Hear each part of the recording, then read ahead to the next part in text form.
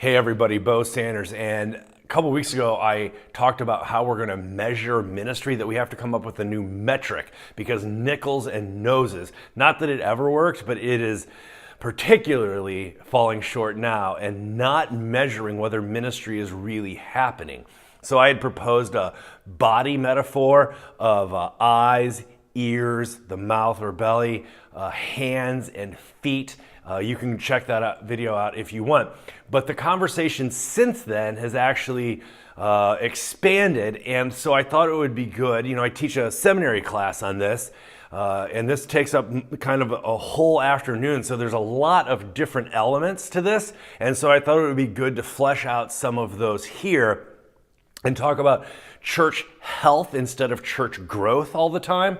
And so here's some random ideas I would love to hear your feedback on as I refine this to find what is most helpful as we go forward in the new century for measuring whether ministry is really happening.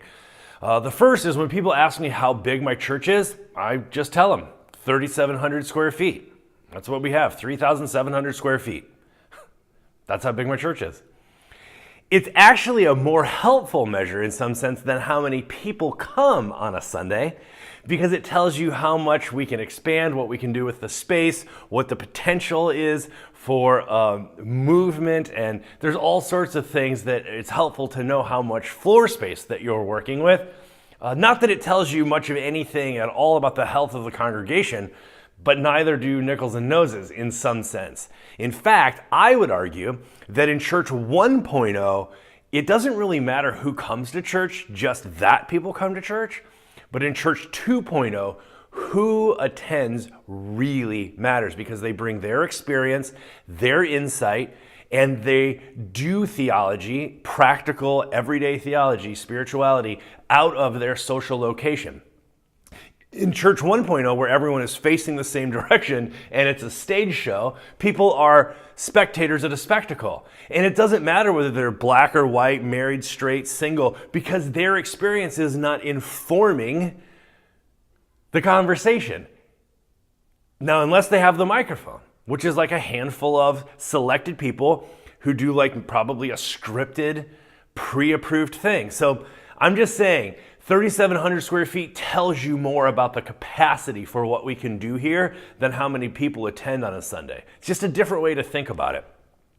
Another way to think about it is growth isn't always good. For instance, I weigh nearly 300 pounds. I'm under the 300 pound mark. If at this time next year I weighed 400 pounds, no one would say, better, way better. Good job, big guy. No, because my carrying capacity is almost at its maximum. My bone structure, in fact, for most of you watching this, if you weighed as much as I did, no one would say, really healthy, good job. So bigger's not always better. It's not always about growth. It's about capacity, framing capacity, and bone structure. So for instance, this space, we could seat probably 100, 120 easily in the round without making many modifications at all. In the past, when I was at the Loft LA, we were in the old chapel and we had a seating capacity of about 90. And that becomes important because we figured out that with attendance patterns of people not coming every week, we really needed to have about 150 people who called that their home church, in order to have 80 on the weekends. We needed about 150 for that to translate into 80 people in the room. So in a room this size, where we can seat about 120, 140, depending on the arrangement, we're going to need well over 200 people who call this their church or their home in order to have this be at capacity every week. So it's never going to be that big, and I think that's just good to know. We don't have the bone structure for it. We don't have the capacity, the frame to carry that much weight, the way that we've staffed, the way that we've budgeted. It's just we're not going to be a church of 400 or 4,000. But also at 4,000, it might be tough to have the kind of conversations that we are loving and that are informing our spiritual journey together. So you just got to know what you're doing. So bigger's not always better, is my point. Last two things. We talked last time in measuring ministry about this statistical trough that most people right now, it seems, are going to churches under 200 and over 1,200.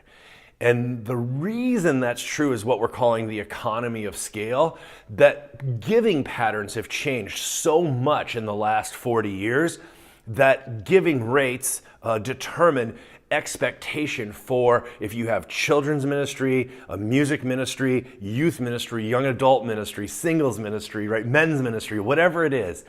Or if you're at a smaller church, you know that that is either going to come out of a volunteer ministry situation, or that we don't have specific ministries for every demographic. And so we're going to have to do things together. It's going to be multi-generational.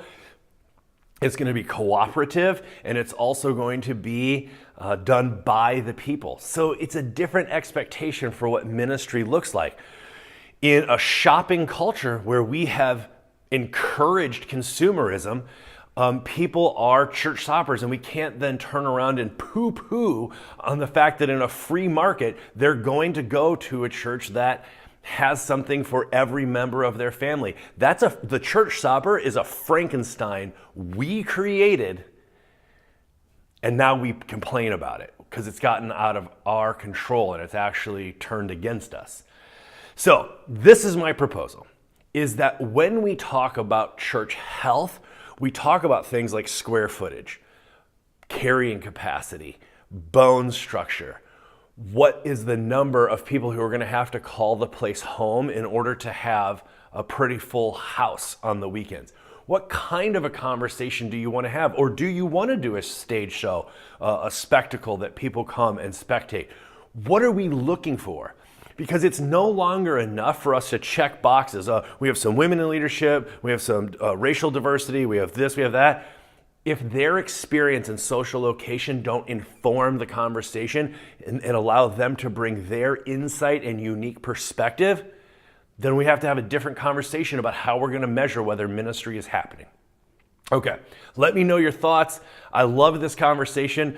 I really actually enjoy the feedback. So tell me maybe what it looks like for you, or some ways that I could refine this so that when I present it to pastor conferences or seminary classes, that it's as refined and as straightforward as it could possibly be. Thank you so much for watching this.